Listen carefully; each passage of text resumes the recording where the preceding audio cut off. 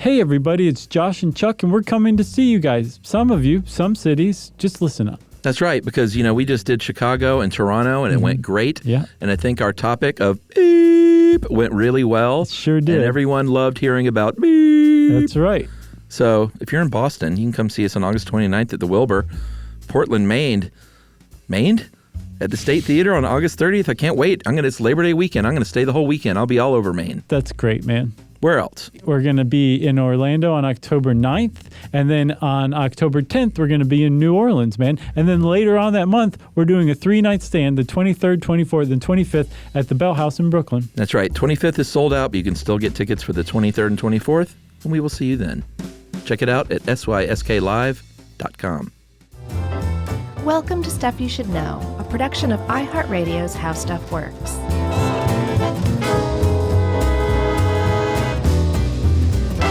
Hey, and welcome to the podcast. I'm Josh Clark. There's Charles W. Chuck Bryant. There's Jerry over there eating with chopstick, as a matter of fact. When Jerry pulls out the chopsticks. It's time to record. That's right. Yep.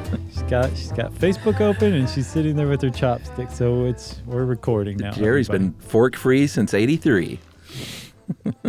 Speaking of 83. Your shirt?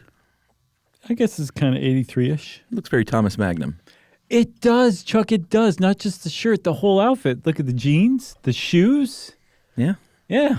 You got the Ferrari out back? Thank you for noticing, man. I look like a chubby Thomas Magnum. It's funny because I just finished Stranger Things 3 and saw that there was a... Have you seen it yet? Are you into that?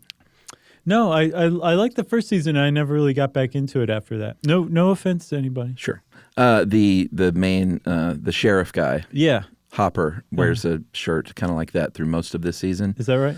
And so someone did a cut of a Magnum PI intro and had him running around and shooting things and jumping into cars all set to the Magnum thing. Very cool. And it really fits. All you got to do is throw that song with the guy with a shirt like that, and it's Magnum. Yep. Of course, he has the mustache, too.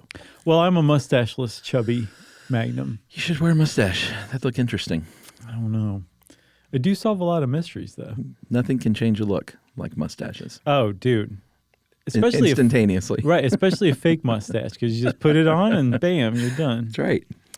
So I'm going to go back to the 83 segue. Yeah, we're here, right? We're right in the middle of the 80s. Yeah, this was super 80s. This is as 80s as it gets. Yeah. The Iran-Contra Affair. That's what we're talking about. Some people call it Iran-Gate. I poo-poo that name. Iran-Contra. Sure.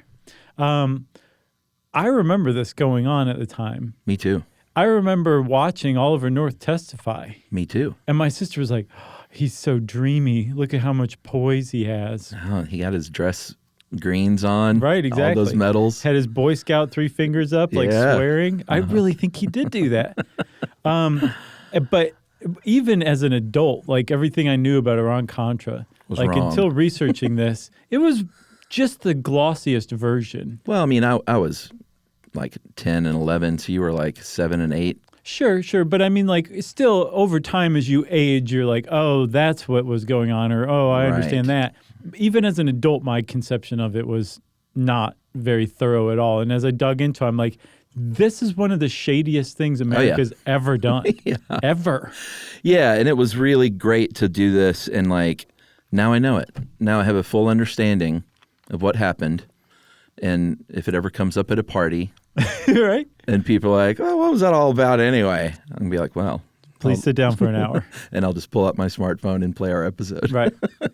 Actually, maybe an hour and a half. We'll see how this goes. Yeah. By the way, everyone, this is a 2-parter. Yeah, buckle up. And so this is part 1. I figured we'd start with the beginning.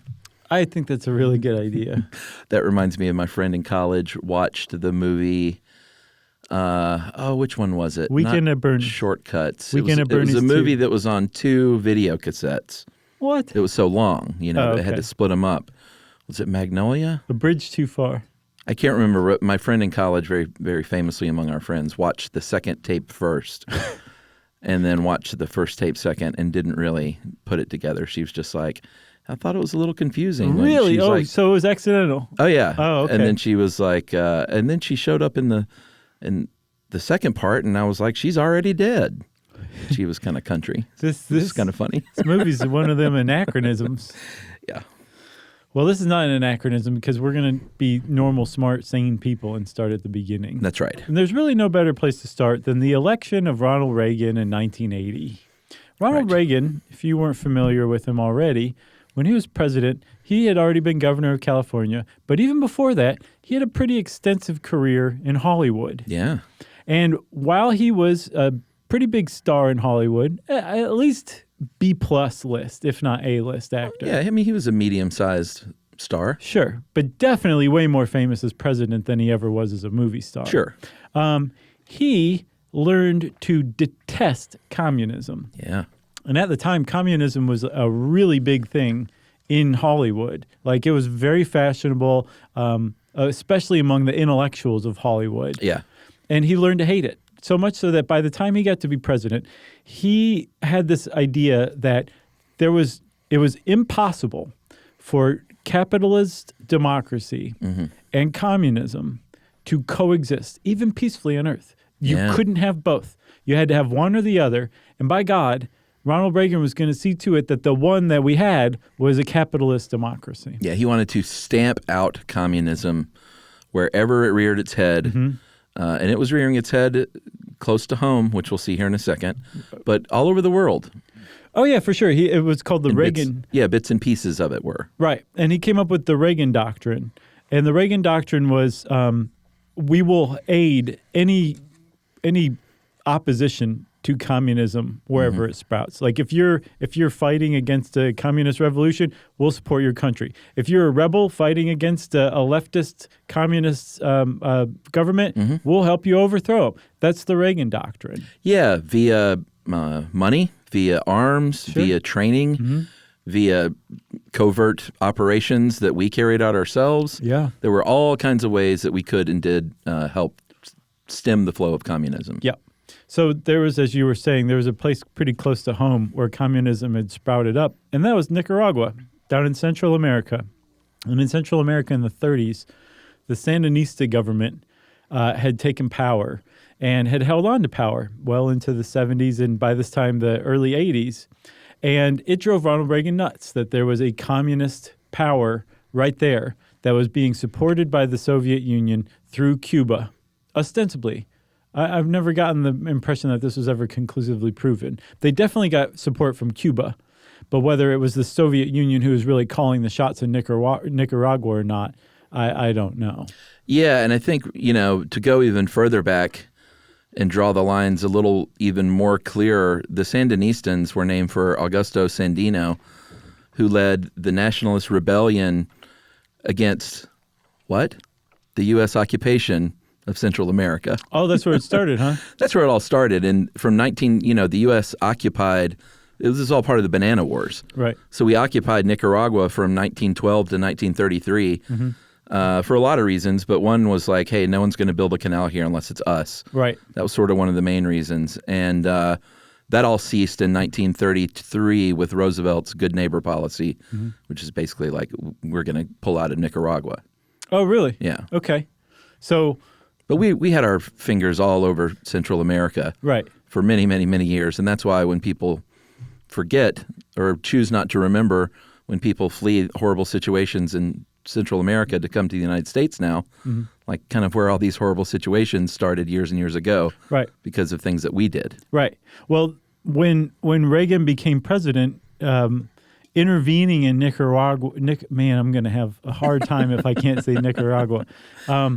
Intervening in Nicaragua became like a first and foremost priority for him. Yeah, for sure. Almost immediately, they started funding the Contras. The Contra rebels are the groups who were fighting against the Sandinista government. They were right-wing groups. And they were funding them. They were training them, like you were saying. And they were doing all this secretly. There was an operation called Operation Black Eagle. Man, that one. That was something else. Yeah. So we were already funding them, and at the time, Congress was on board. And Congress was on board, especially at first, because the Republicans controlled the House. Well, you know how when somebody comes in and just steamrolls over the other party, usually in a presidential election, very frequently in the midterms, the congressional midterms, there's like a backlash against that. Yeah, like a house flip. Believe it or not, that happened to Ronald Reagan in 1982. Yeah. And the House did flip. They flipped over to the Democrats. And that Democrat-controlled House, combined with a Newsweek cover story that came out, kind of turned the tide against Reagan's policy on helping out in Nicaragua.